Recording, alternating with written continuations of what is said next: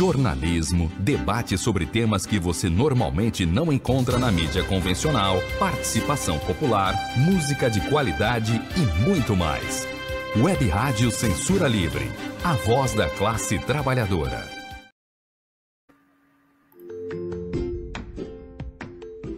Olá, eu sou Lucília Machado, jornalista e diretora da consultoria Acessar Comunicação, Diversidade e Inclusão.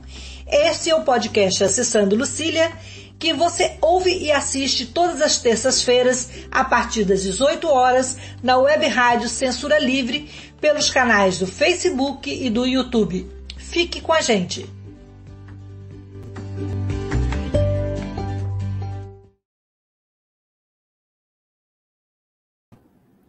Olá, boa noite. Esse é o podcast Acessando Lucília e nessa terça-feira a nossa conversa é sobre neurodiversidade. Vamos fazer uma abordagem, né, que leve em conta as variadas formas de ser e estar no mundo, né?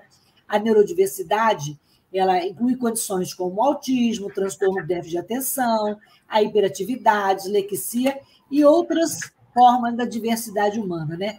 Sempre na contramão do discurso que define como patologia ou deficiência.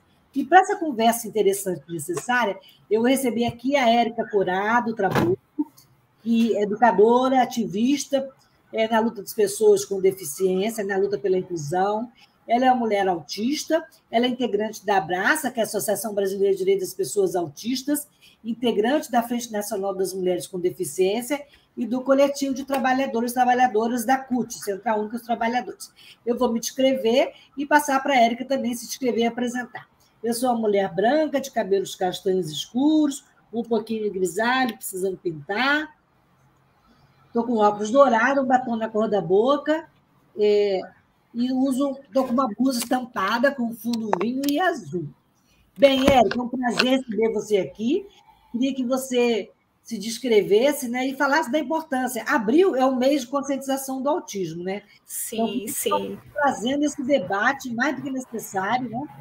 E para falar da neurodiversidade, eu queria que você também falasse como se você se descobriu uma pessoa neurodivergente. Boa noite, Lucília. Prazer estar aqui. A minha descrição, eu tenho cabelos castanhos, com mechas nas pontas, lisos, com uma franja que eu estou precisando cortar novamente, que ela está compridinha. Eu sou uma mulher de 44 anos, uma mulher autista, pele clara, olhos claros. Estou usando uma sombra rosa com delineador, um batom rosa e também estou usando um macacão amarelo com algumas estampas floridas. Estou numa cadeira de gamer rosa com preto e ao fundo uma cortina cinza. E brincos de argola. Érica, então, conta um pouquinho da sua trajetória. Como você se descobriu uma pessoa neurodivergente? Foi lá atrás ou foi uma coisa recente? Na verdade, eu descobri mesmo assim, que eu era autista foi aos 42 anos. Então, eu estou com 44. Ontem? Foi praticamente ontem. Tem pouco tempo foi assim uma trajetória, porque o meu filho, né, foi aos 8, há uns anos atrás, ele tinha uns 9 anos, e eu observava assim, até assim, o pessoal sempre brincava que a gente era muito parecido, e eu observava isso também, mas assim, eu não fazia a relação, né? E foi determinante saber, né, que eu era autista também, porque eu me cobrava muito, me comparando com esse mundo neurotípico. Né, eu falava, gente, mas eu não me encaixo num monte de coisas. E a gente tenta, né, se encaixar porque você acha que você está errada. Né? Eu me achava errada, eu me achava, e aí é um sofrimento muito grande você tentar se encaixar, porque a gente disfarça, para tentar se encaixar. E isso desde a infância. Às vezes eu gostava de conversar com os professores, mas com adultos, e eu tinha uma linguagem. Minha mãe sempre falava que eu falava muito assim, aquela que eles falavam, parecia uma adulta pequenininha, né? Aquela linguagem, né? Que não era de criança, né? E ficava muito no meu canto, lendo, né? E eu achava, quem não gostava dos assuntos que eu gostava, eu achava chato, mas eu tentava me encaixar. E isso foi muito sofrimento. E quando veio a maternidade, de qualquer forma, o sofrimento aumentou, porque eu também me comparava com as outras mães.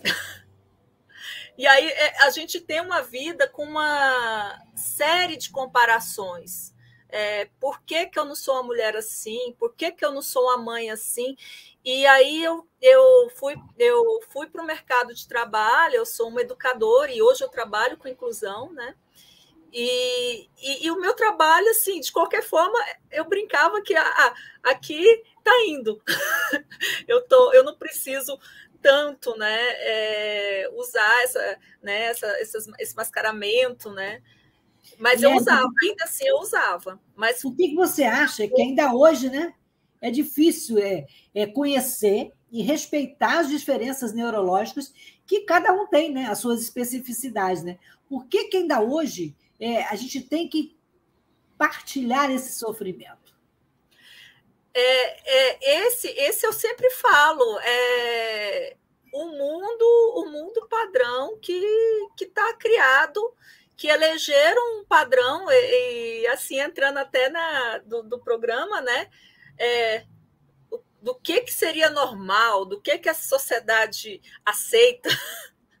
Eu fico pensando, gente, como a nossa sociedade criou esse padrão, como começou, às vezes eu me paro pensando do que eles elegem como o normal, o comportamento, esse mundo neurotípico, que é o comportamento aceito. E aí, se você não se encaixa, você é considerado esquisito, esquisita.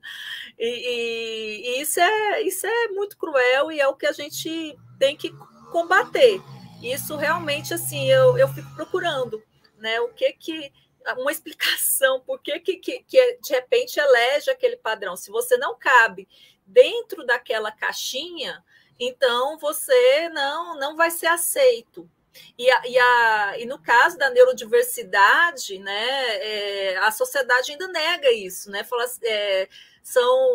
olha para essas pessoas neurodiversas e traz o discurso, não, a gente vai ter que consertar o jeito dessa pessoa, e aí a sociedade vem com essa questão de querer mudar a pessoa, né? E isso faz parte da identidade dela, né? A gente não precisa ser mudado, a gente precisa quando precisar de adaptações, né, das barreiras, e é isso que a sociedade precisa entender dentro da neurodiversidade, respeitar essas diferenças, não querer mudar, né, para se encaixar. Tem as terminologias, neurodiverso, neurotípico, neurodivergente, afinal de contas, qual a diferença, né? E o que caracteriza as pessoas neurotípicas? Sim. No caso a gente, é uma terminologia que eu acho assim, que eu estava até procurando alguma para até colocar no lugar, que eu acho que de falar neurotípico já não se encaixa tanto, né? Mas como eu não encontrei outra, se alguém tiver uma sugestão, eu uso. Assim, porque eu usava muito uma expressão atípico, né? E o típico. E eu acho que até você falar atípico, né? Entra na história do que não é normal. Precisamos avançar também com as terminologias, né? E aí eu fico, às vezes, mas assim, eu fico assim, quando eu falo neurotípico é porque realmente eu não encontrei, né? Seriam as pessoas que não estão nesse mundo da neurodiversidade, né? No caso das pessoas autistas, né? Por exemplo, a gente fala que as pessoas. Eu até pensei em usar não autista no lugar, né? E as pessoas não autistas, né? Elas muitas vezes elas enxergam a gente assim, o que tranquilo para a gente, muitas vezes para uma pessoa não autista pode causar um certo incômodo, né? E aí a gente precisa realmente eu pensar, porque a palavra atípico realmente às vezes me leva a essa questão do que não é normal, né? E a gente tem que parar, assim, são diferenças, né? E mesmo a palavra autista, ou transtorno do espectro autista, ou transtorno do espectro do autismo, ou autismo, ainda é muito mal utilizado, né? E mal comparado. Você vê que muitas pessoas falam, fulano parece um autista. Né? Como é que a gente luta contra esse preconceito? O capacitismo, né? E o capacitismo, assim, o preconceito em relação à pessoa com deficiência. Assim, é usado de forma pejorativa e a gente está combatendo isso até na Abraça. A gente sempre fala, pessoa autista. Autista não é xingamento. É uma identidade, a gente, quando as pessoas usam de uma forma pejorativa, igual você, desse exemplo, né, de você não sei o que, parece autista, utilizando como se fosse uma coisa pejorativa.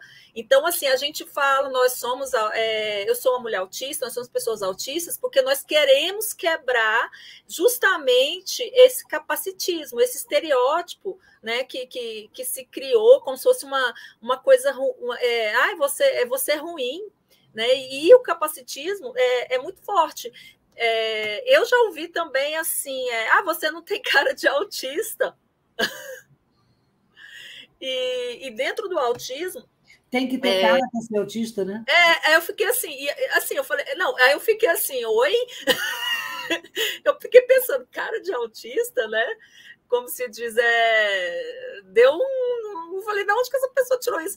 E aí, quando ocorre esse capacitismo, e no caso do autismo, que a gente entra na deficiência que não é visível. E muitas vezes, quando nós temos uma deficiência que não é visível, quando a gente pede alguma adaptação, porque nós temos o caso da linguagem, né? Eu tenho 44 anos e às vezes eu tenho umas dificuldades em compreender ironias. E muitas vezes é importante realmente a pessoa ser objetiva.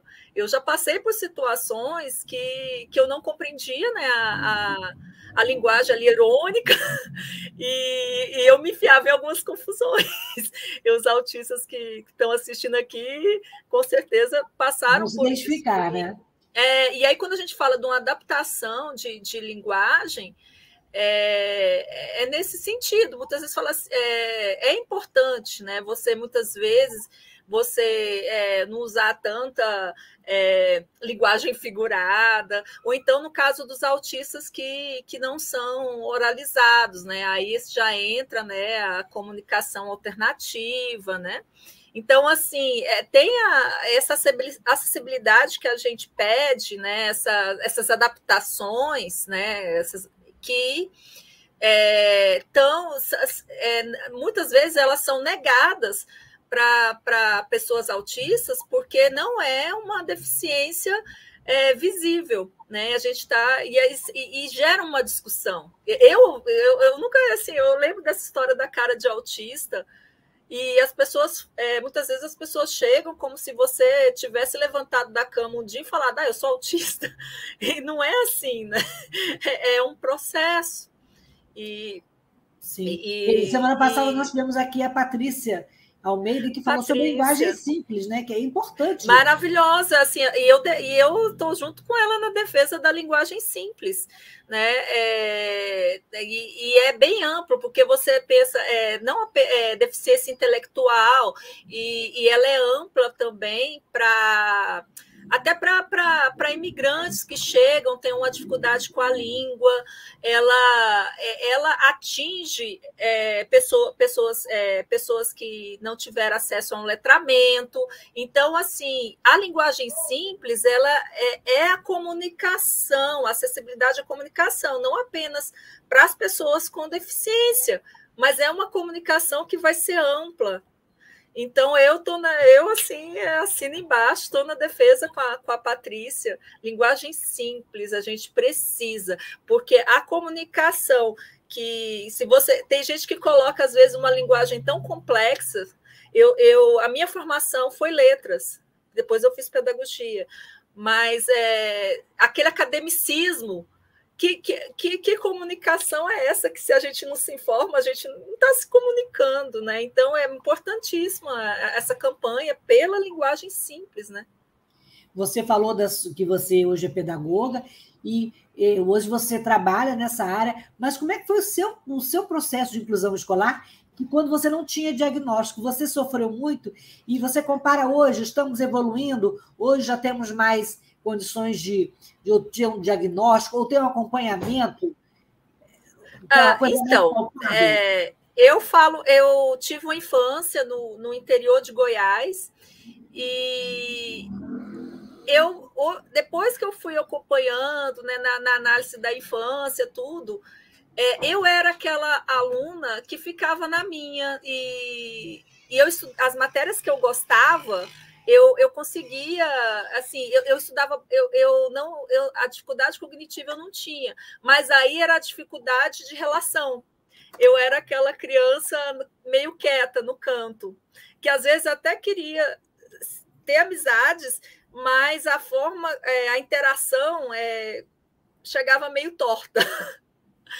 Então, assim, eu não vou falar que eu não tive, né, amigos, né? Mas na infância, mas foram assim poucos e como diz, eu não era aquela criança popular, né?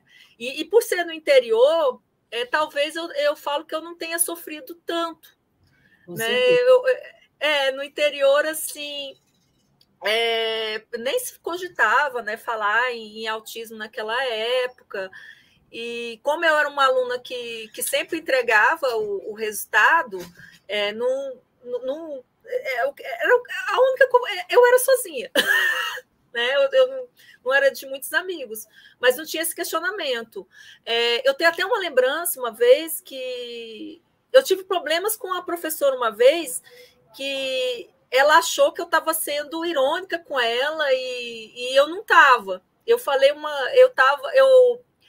uma coisa assim, sem maldade nenhuma, né? Também a gente, eu fui sincera, e assim, sem filtro, né? E eu lembro que foi uma situação que ela acabou comigo. Mas assim, depois de muitos anos, ela me encontrou, mas nessa época ela nem sabia, né? Assim, e ela pediu desculpas, né? Mas eu às vezes ficava nessa situação que as pessoas achavam que eu estava, ou então o sincericídio, né? Hoje na vida adulta eu tento assim não fazer muitos sincericídios, mas tem hora que sai. Na hora que eu vejo, falei. E isso é espontâneo. A gente não vem, mas eu falo que a gente vai aprender. Quando eu era criança, não. Isso me causou alguns problemas. Assim, se eu não, né, até na adolescência, né, às vezes eu chegar para uma pessoa e quando eu brinco que eu falo que gente, quando eu tomava ranço, não me força. Eu até hoje na vida adulta eu falo, gente, é complicado. Quando eu tomo ranço, assim, aquela questão do pensamento rígido, né, do padrão, né? Sempre tem uma razão, né? Lá no fundo, né, o seu ranço. Não é do nada, não. Não é. E você, como educadora, como é que você vê hoje a inclusão da pessoa com neurodiversa, seja ela autista, a pessoa com dislexia, TDAH, né? E como é que evoluímos? Tivemos conquistas? Né? Sim. Continuando, então, assim, da fase minha da infância para cá, né, dessa do interior, eu vejo que teve uma evolução, sim. Aqui onde que eu trabalho, no Distrito Federal, e eu trabalho com o atendimento educacional especializado, eu vejo essa evolução, só que ela, dos tempos para cá, o que a gente conquistou, ao menos aqui na capital, aqui, a gente está vendo retrocessos. Isso me preocupa. Nós tivemos o decreto, né, 10.502, que é decreto horroroso, que graças a Deus está suspenso, mas igual no Distrito Federal aqui nós estamos passando dificuldade com falta de educadores sociais, de monitores, as salas de recursos também. Nós tivemos uma mudança na estratégia de matrícula que pode diminuir, né, pode fechar algumas salas. Então, assim, a gente chegou num nível que, lógico que a gente precisa avançar mais, melhorou muito do que era antes, porque antes pessoas com deficiência, muitas nem tinham acesso à escola. Eu falo que a minha geração ali no interior, né, e eu não tinha ali colegas com deficiência estudando comigo, né? Então, assim, avançou bastante. Só que a gente tem que lutar para que não haja retrocesso, e essa é a minha preocupação. Muitas coisas que a gente conquistou, parece que é uma luta todo dia, a gente não tem descanso, que está sendo atacado, né? A gente pode perder. Eu falo que a gente está no momento que a gente queria pedir, mas a gente não pode nem pedir, porque a gente está lutando para não perder o que a gente conquistou. Hoje, por exemplo, nós estamos sem ministro da Educação. E outro dia mesmo, esse que não é mais ministro, falou que as pessoas com deficiência atrapalhavam na sala de aula. Como é que a gente pode conviver com esse tipo de pessoa, com esse tipo de atitude? Não, e assim, depois de uma fala dessa, ainda ficou um tempão como ministro da Educação, né? E falta política pública para as pessoas com neurodiversidade? Falta política pública? Falta sim. Desde assim, muitas vezes as pessoas com deficiência, igual no meu caso, eu consegui, né, ter acesso, né, a saber que eu sou autista, meu filho, mas assim, a gente vê famílias que não têm esse acesso, né, falta política pública nesse sentido, e muitas que depois que têm, encontram, né, ficam sabendo tudo, aí fica também sem direcionamento. Falta política pública, muita política pública, tanto na área de educação, na área de saúde. Informação também, né? Que informação do professor para identificar formação. Eu estava até conversando esses dias com uma amiga minha.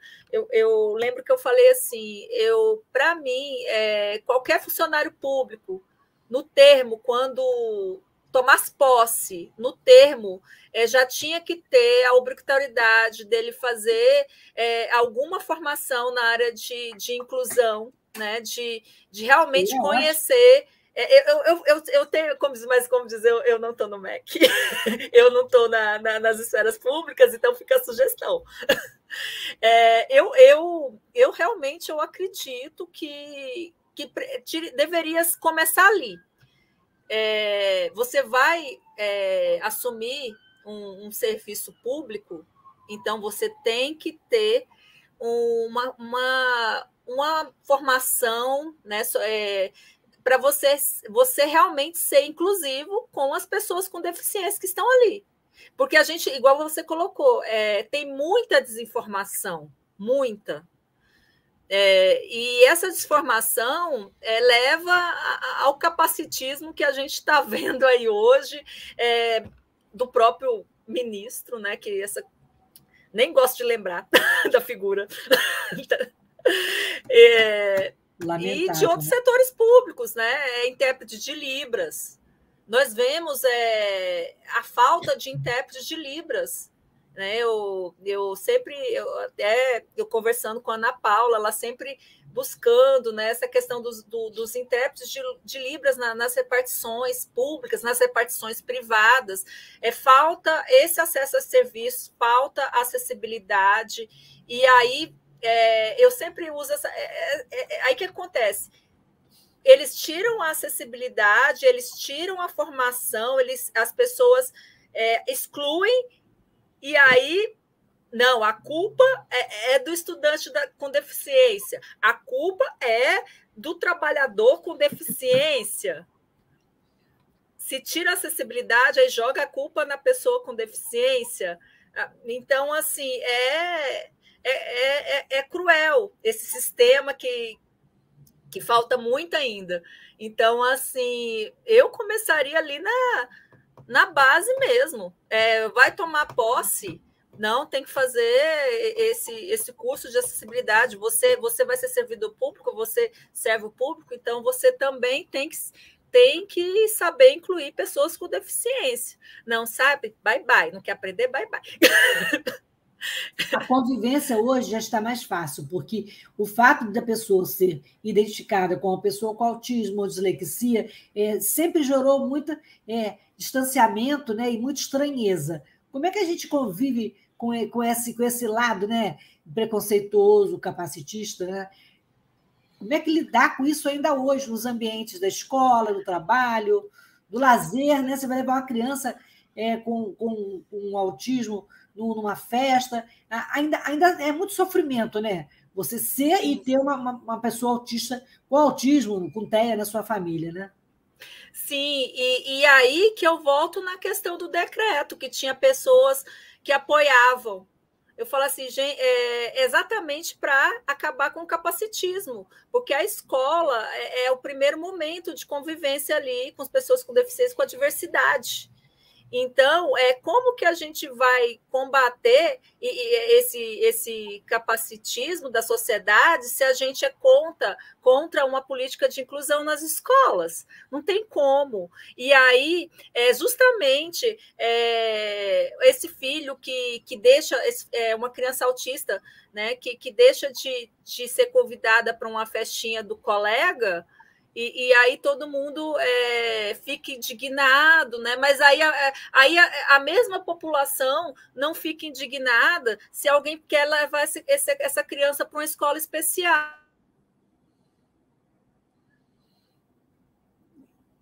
Opa, eu acho que ela travou. Acho que deu uma travadinha aí, vamos ver. Érica, está me ouvindo? Acho que deu uma travadinha. Tá, agora eu tinha parado. Então, continuando, eu não sei se pegou. Onde que eu parei? Oi? Onde que eu parei? Você estava falando da política, né? Sim, sim. Então, assim, eu falo que está tudo ligado. Por que a inclusão na escola? A inclusão é para toda a vida, começa ali. Então, a nossa sociedade que não conviveu com pessoas com deficiência na escola, ela é capacitista.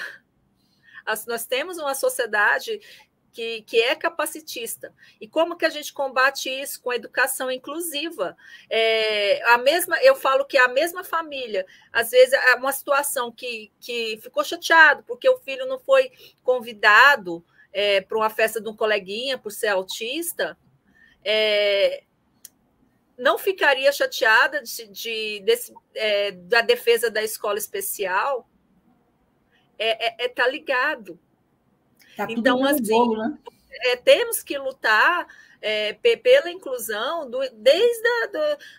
na escola, porque senão as pessoas vão continuar com esse olhar capacitista, olha para as pessoas com deficiência como se fossem alienígenas.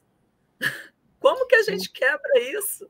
E eu falo assim, nossa, gente, não tenho, eu no momento, assim, eu não consigo ver outra forma, né? A convivência, e eu sempre falo, as crianças, assim, elas não nascem capacitistas, não nascem racistas, não nascem LGBTfóbicas, o importante é a diversidade na escola, né? A gente quebrar a exclusão dentro da escola, porque as crianças não são, elas aprendem com pais capacitistas. É o meio que vive, né, e que prolifera esse preconceito, né, Érica? Érica, a gente vai ter que fazer um intervalinho, mas a gente precisa falar mais de autismo, mais de neurodiversidade, né? Trazer à tona toda essa questão que ficou muito tempo sem ser falada, sem ser trazida, né? Hoje a gente está aqui falando, isso é muito importante. Antônio, vamos colocar os comentários aí que nós já tivemos essa noite, só para prestigiar aí os nossos ouvintes, antes do intervalo, e depois a gente volta rapidinho. A Viviane Reis está dando boa noite, lindas, parabéns pelo trabalho e empenho, que ela está compartilhando também o nosso podcast aqui, e o Ricardo Lugon Arantes diz que é importante essa conversa. É importante mesmo, mas a gente volta já, e a gente vai falar... tem o Luiz Henrique Magnani também, parabéns pelo diálogo, gente. E a gente vai falar na volta sobre esse novo padrão, né? DSM-5, é o CID-11, né? O que está, né? Qual é esse novo cenário da neurodiversidade que existe e que a gente precisa conhecer e falar mais sobre ele, né? Então, 30 segundos a gente volta para falar da rádio, que é uma rádio alternativa, sem fins lucrativos, e que abre esse espaço tão importante para a gente aqui. Vamos lá, a gente volta já. Acompanhe a programação da Web Rádio Censura Livre no site www.clwebradio.com, no aplicativo exclusivo para ouvir rádio no celular, tablet e Smart TV. A emissora também está no Radiosnet, um dos maiores aplicativos para esta finalidade, na nossa página no Facebook e no canal da emissora no YouTube. Acesse o nosso canal escrevendo youtube.com/c/censura livre, tudo junto. Inscreva-se no canal e acione o sininho para receber as notificações de novos vídeos. Web Rádio Censura Livre, a voz da classe trabalhadora. Para ajudar a Web Rádio Censura Livre, anote os dados da nossa conta. Banco Bradesco, agência 6.666, conta corrente número 5602, dígito 2. Se preferir, nosso Pix é 32 954 696 0001 81.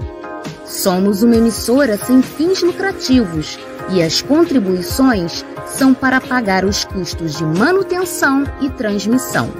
Desde já agradecemos a sua ajuda. Web Rádio Censura Livre, a voz da classe trabalhadora. Então, voltamos aqui o bate-papo com a Érica Curado, mulher autista, mãe de autista. Érica, como a gente falou, o Manual de Diagnóstico Estatístico de Transtornos Mentais, DSM-5, né? Ele colocou vários diagnósticos na categoria do transtorno do espectro do autismo, né? A síndrome de Asperger, transtorno desintegrativo da infância, transtornos invasivos do desenvolvimento, né? E a CID-11, que foi apresentada para adoção dos Estados-membros em maio de 2019, entrou em vigor em 1º de janeiro de 2022. Como é que ficou esse cenário? Como é que a gente identifica a pessoa neurodiversa? E o que mudou com essas nomenclaturas mudando ou com esses novos enquadramentos?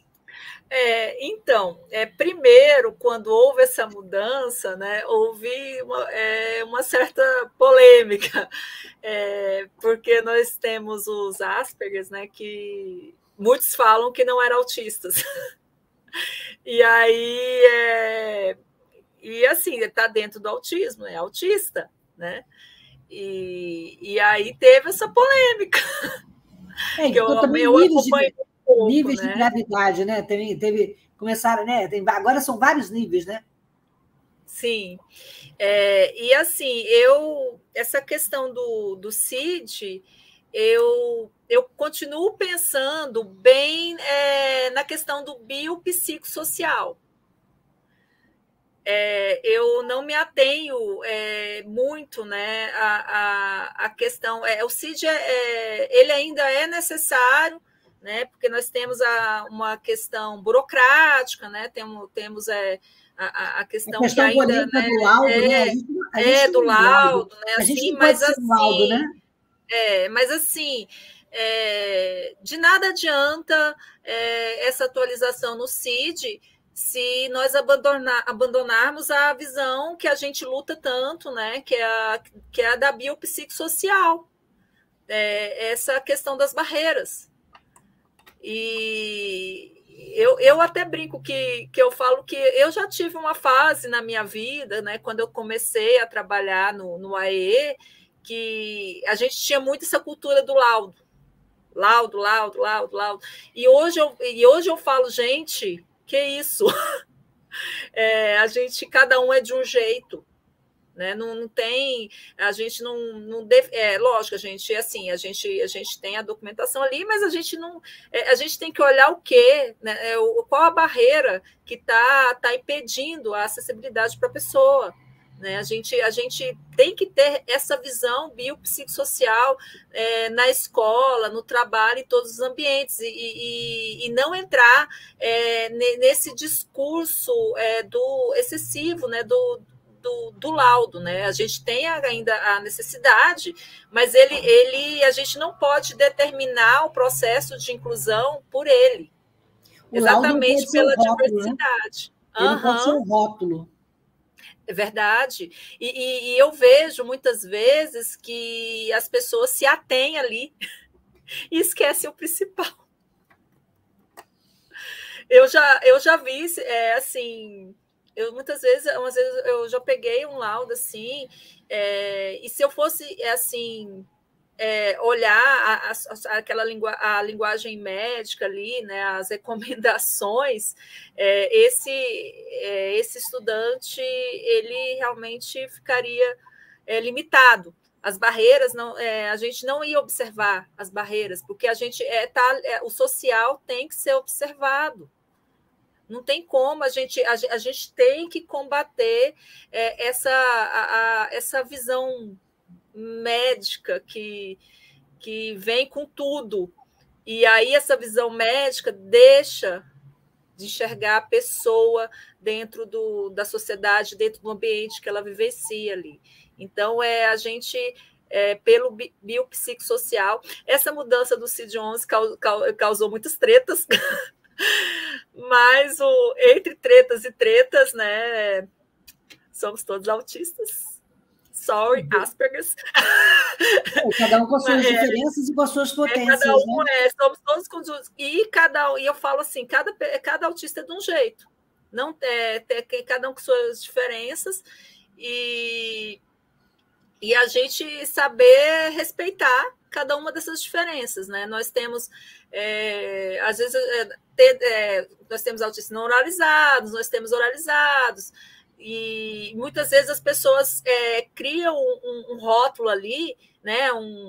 Né, para falar, não, essa pessoa aqui não é autista, não, porque autista é só desse jeito. Pelo amor de Deus, gente, não é assim.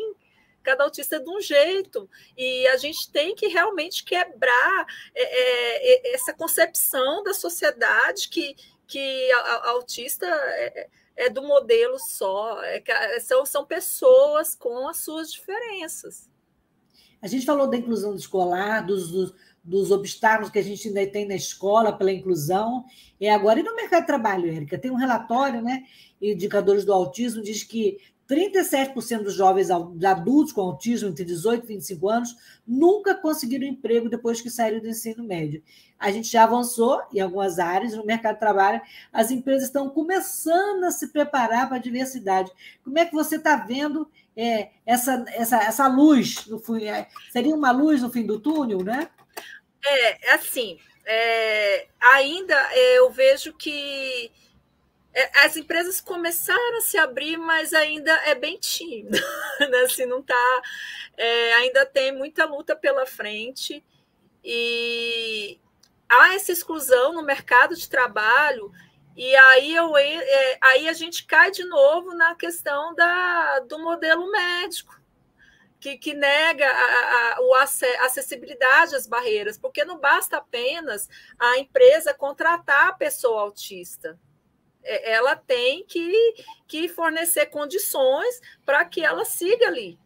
Porque né, muitas empresas abriram-se para contratar, só que aí, quando chega lá na empresa, muitas vezes a pessoa autista é colocada numa atividade que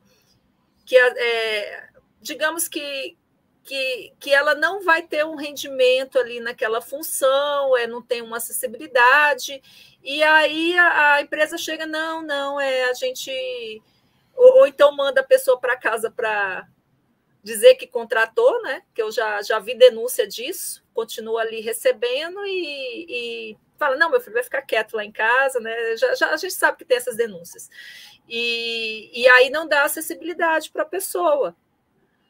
Então, assim, eu penso que as empresas deveriam ter dentro do quadro, né, assim, núcleos de inclusão. Assim como há em algumas faculdades. Para organizar, né? Sim, e chamar as pessoas com deficiência para conversa. Porque, digamos que a empresa faça um núcleo de inclusão e não tem nenhuma pessoa com deficiência ali para ser consultada.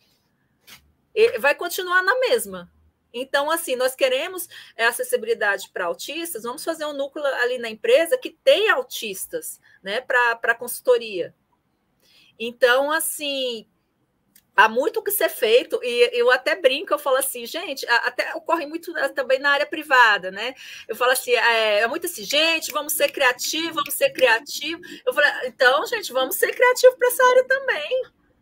Cobra-se tanto, né, da criatividade, né? Então, vamos expandir, né? Vamos ser criativos e vamos ouvir as pessoas com deficiência, vamos criar núcleos dentro da empresa que realmente façam, que ouçam essas pessoas, que dê um lugar de expressão para essas pessoas, para que realmente não basta apenas contratar, você tem que oferecer condições que ela permaneça ali. E muitas vezes acontece um autista que vai trabalhar assim uma semana, né? Tá todo empolgado ali e aí a empresa coloca ele ali de lado, coloca numa função que parece que às vezes é aquela função já para ele desanimar, para ele desistir, para ele ir para casa. Mas o empregador não sabia disso. Então vamos criar um núcleo de inclusão dentro da empresa, né? O empregador tem como saber. E dentro da diversidade, que cada pessoa autista é de um jeito, é exatamente isso. Vamos consultar essas pessoas. Porque muitas vezes o que é acessibilidade para um não é para outro, né? São demandas diferentes ali.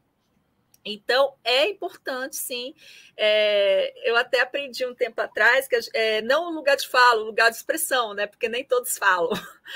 E a gente oferecer esses espaços.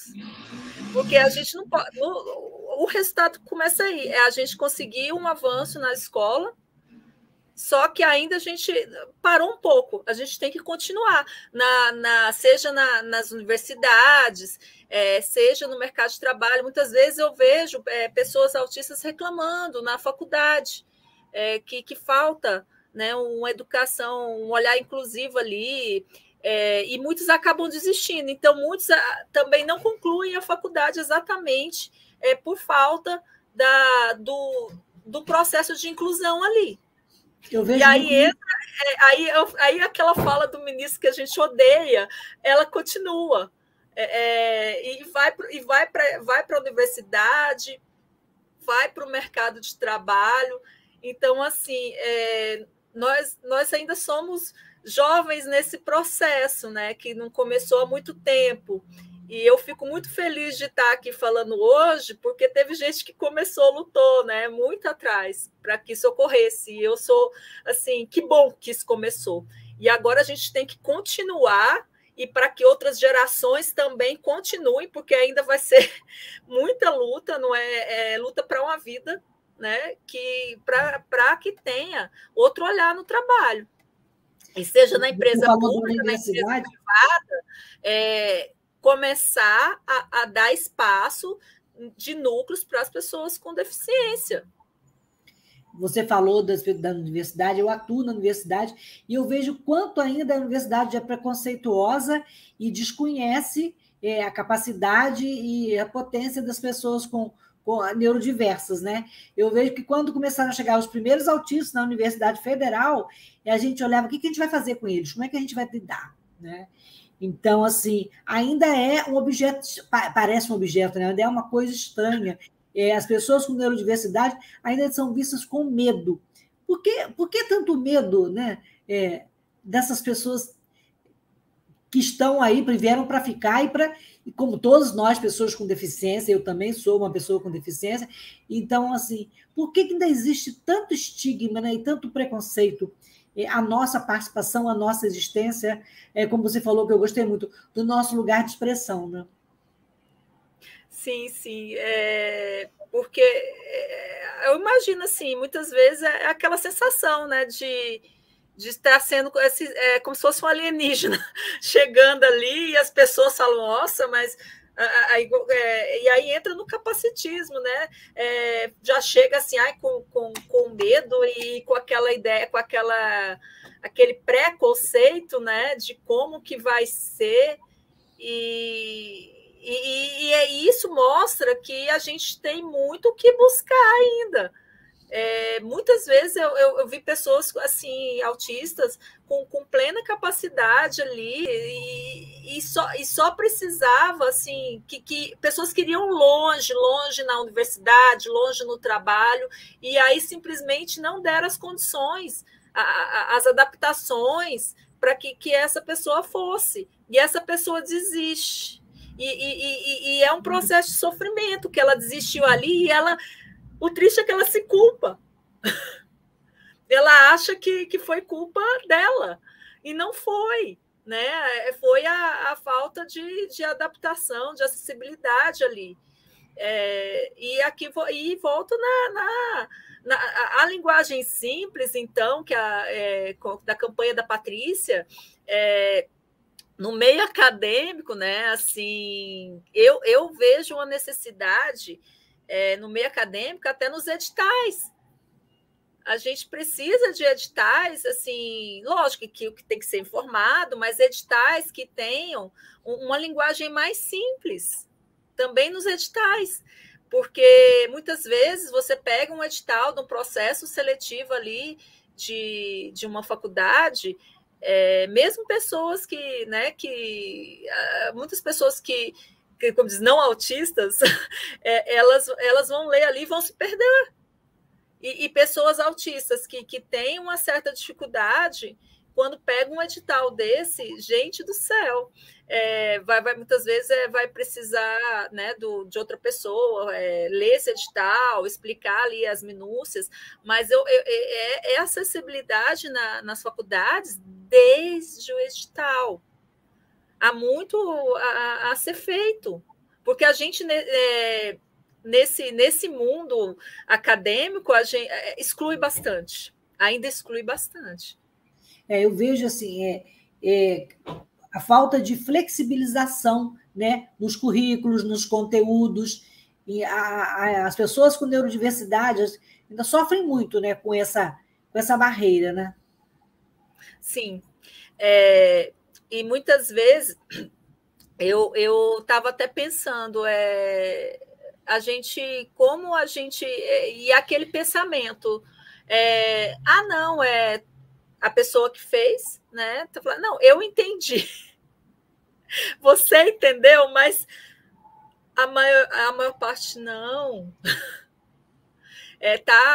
Não tem linguagem simples ali, não está acessível. Então, assim, a nossa dificuldade é fazer com que abrir a cabeça das pessoas para que, se ela entende, se para ela está ok, isso é dentro do processo de adequação curricular, de adaptação, tudo bem, ela entende, tudo bem, está ok, mas para uma pessoa autista, né, muitas vezes uma pessoa com deficiência intelectual, ela não entende. Então, assim, eu acredito que essa é uma das nossas maiores batalhas, fazer com que a sociedade comece a compreender que se para ela ela entende aquele conteúdo, se para ela a mensagem está passada, ela não está se comunicando com muitas pessoas. E nessa não comunicação, ela exclui milhares de pessoas. Então, a gente fala muito da comunicação. Se a comunicação não cumpre a função essencial dela, que é passar uma mensagem para um público, né, que é você realmente chegar, né, a todos a informação, então essa comunicação ela não é comunicação, não faz sentido, né? E há uma discussão muitas vezes de termos na linguagem, né? Uma briga entre linguistas, né, e os acadêmicos, né, e agora a gente entra nessa questão da linguagem simples. A língua é viva, gente. A língua é viva. Pode falar, pode concluir. A língua é viva, a língua é solta, a língua não pertence a mim, não pertence a você, não pertence a ninguém. Então, assim, quando nós colocamos a língua padrão, quando nós padronizamos, ela é usada como muitas vezes, essa língua padrão, ela é usada para exclusão social. E isso acontece também com pessoas com deficiência. A língua é um objeto que exclui. E quando a gente fala de acessibilidade, de adaptações, nós temos que observar a língua, sim. Porque ela dentro do meio acadêmico, no trabalho, nas repartições públicas, ela tem sido, sim, um elemento que exclui pessoas com deficiência. Temos alguns comentários e participação aqui de ouvintes. A produção pode colocar aí para a gente, só para a gente registrar. A Rita Louzeiro, ela diz que a universidade ainda precisa aprender a construir uma cultura inclusiva. A Rita. Ainda a Rita falou que a universidade perde muito ao manter uma estrutura capacitista que inclui as pessoas com deficiência. Tem mais aí? Novamente a Rita diz que a linguagem é simples e essencial para acesso para todas as pessoas. Acho que tem mais uma aí. A Luana, a Adriana. A Luana. A minha galera dá abraço aqui, gente. Bom demais ver vocês. E eu queria... tem mais uma, Rita. É isso aí, inclusão é para todas as pessoas. E é por isso que a gente está aqui falando, né, e desconstruindo esse normal, né, o velho normal. Eu queria que você falasse um pouquinho da Abraça, né? Sim. A Abraça, né, Associação Brasileira para a Ação por Direitos das Pessoas Autistas, ela tem um diferencial em relação às outras associações, porque nós temos pessoas autistas que estão na direção, inclusive a Rita aqui, a nossa presidenta querida, e assim, nós temos realmente autistas na Abraça com protagonismo, né? Não fica apenas com os pais, né? Não que não possa ter pais na Abraça, inclusive eu entrei na Abraça quando eu ainda não sabia que eu era autista, né? Eu entrei quando eu fiquei sabendo do meu filho, e assim, você tem um espaço para os pais, mas nós temos o protagonismo da pessoa autista dentro da Abraça, e a gente olha, dentro da Abraça, a gente dentro da diversidade dos autistas, a Abraça, a gente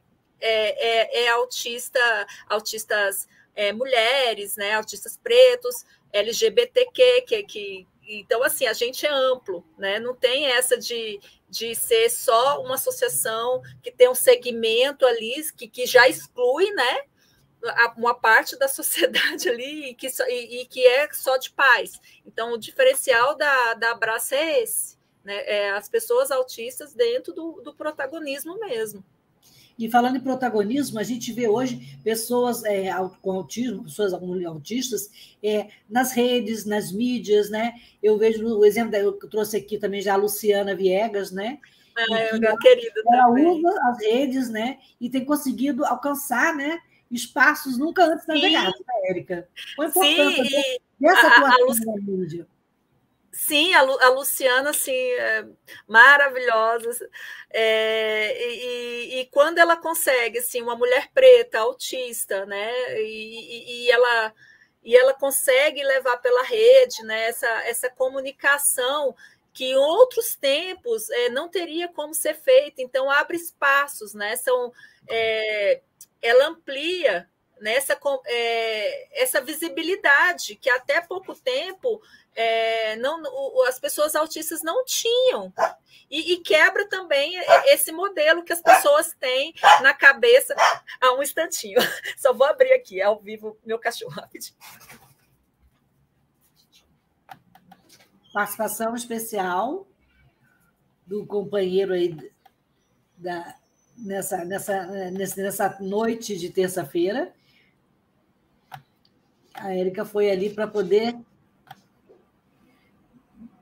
ver ali o que está acontecendo. Bem, vamos aguardar. Pronto, voltei, desculpa. Ao não, vivo. Então, a gente, esses espaços que a Luciana tem ocupado dá visibilidade, porque realmente quebra aquela ideia do homem branco, cis, autista, que as pessoas tinham na cabeça. Até fala que não há mulheres, há poucas mulheres autistas, e isso não é verdade, né? Houve uma negligência aí com as mulheres, né? Nessa... Como sempre, né? Anos, né? Como sempre, a gente não ia ficar de fora nessa. Então, assim, é muito importante esse espaço dos autistas falarem, né? Mulheres autistas, mulheres pretas, autistas. Então, abre, né, o universo do que há uma diversidade dentro do autismo, não é só um padrão. E a gente também não pode deixar de falar do importante trabalho da Frente Nacional de Mulheres com Deficiência. Como é que tem sido a participação das mulheres autistas e qual a importância da criação dessa frente também para dar mais visibilidade à luta das pessoas neurodiversas, neurotípicas, né? Sim. Assim, não, assim, olha, igual eu falei, se alguém... Eu ainda uso o termo porque eu ainda sinto falta de outro para pôr no lugar. Se alguém tiver, eu troco. Então, a frente, né, a criação da frente foi muito importante, porque as mulheres autistas dentro da frente, elas conseguem ali dar visibilidade para violências que muitas sofrem no dia a dia e não tem, e muitas vezes elas vão se identificando e muitas vezes elas nem... algumas não tinham consciência, né, que estavam sofrendo a violência. Então, a Frente Nacional de Mulheres com Deficiência, com mulheres autistas ali, traz ganhos, porque é a união, né, ali, e mulheres com outras deficiências tem esse diálogo lá dentro, fortalece. Porque muitas vezes as mulheres autistas que sofrem alguma violência, elas se sentem sozinhas ali. E ainda entra no capacitismo da sociedade, aquela história assim, você está pegando... que você tem que dar graças a Deus de alguém estar com você. O capacitismo. Então, assim... são as violências que elas sofrem, né? E muitas vezes da própria família, né? Nós temos casos que a família mesmo fala assim que ela tem que aceitar e tem que achar que está tudo bem, e aí entra, né, o olhar capacitista também. Então, foi muito importante a criação da frente e a participação das mulheres autistas, todas as mulheres com deficiência ali dentro da frente. E a verdade é que ainda há muito para a gente falar, entender sobre a neurodiversidade, né? E em vez de ver a pessoa como uma pessoa com distúrbio ou com problema, né? Que precisa ser consertada, ser curada, né? A gente tem que começar a ver a neurodiversidade como uma característica humana, como a pessoa que tem um cabelo castanho ou é canhota. Então, quer dizer, ser neurodiverso, né? temos um cérebro com conexões diferentes, digamos, né? E eu queria, então, que você, na sua expressão final aí, falasse, então, o seu recado final para pessoas que estão nos ouvindo, da importância de falar sobre neurodiversidade, de se respeitar as diferenças e também das conquistas dos nossos novos espaços, né? Sim, o que eu tenho para deixar é que nós avançamos.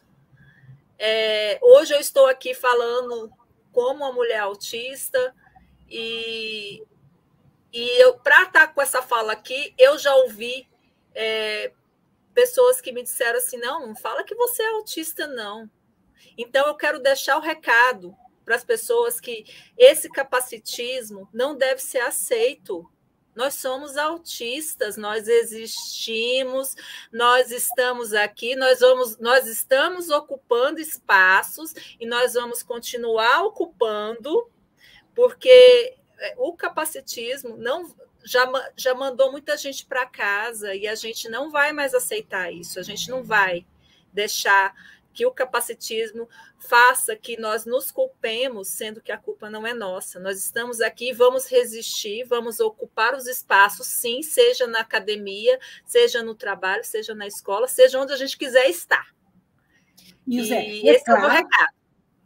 Nós existimos e nós vamos ocupar. Claro que existe, né, Érica? É um longo caminho que a gente vai ter que trilhar rumo até conseguir uma inclusão não efetiva, mas uma inclusão decente, né? A gente segue nessa direção. E, para finalizar, é uma frase do Steve Silberman, que é: grandes mentes nem sempre pensam do mesmo jeito. Então, fica aí o recado, né? E a esperança de que a gente conquiste. Vale a reflexão, né? Grandes mentes nem sempre pensam do mesmo jeito. E muito obrigada pela sua participação. Eu que agradeço. Temos aí as redes da Érica e também da Frente Nacional de Mulheres com Deficiência e da Abraço. E a gente segue aí nessa luta de cada dia. Pode falar. Érica, no Twitter é Érica Curado 1. Érica Curado 1. Tem aí também seu Facebook, está aí. Ele colocou também seu Instagram, Érica Curado. Érica, valeu. Beijo grande, boa noite. Prazer, e a gente se encontra na próxima terça-feira. Muito obrigada pela sua participação. Tchau. Tchau.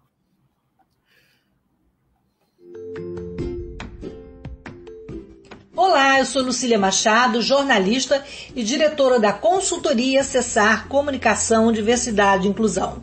Este é o podcast Acessando Lucília, que você ouve e assiste todas as terças-feiras, a partir das 18 horas, na Web Rádio Censura Livre, pelos canais do Facebook e do YouTube. Fique com a gente!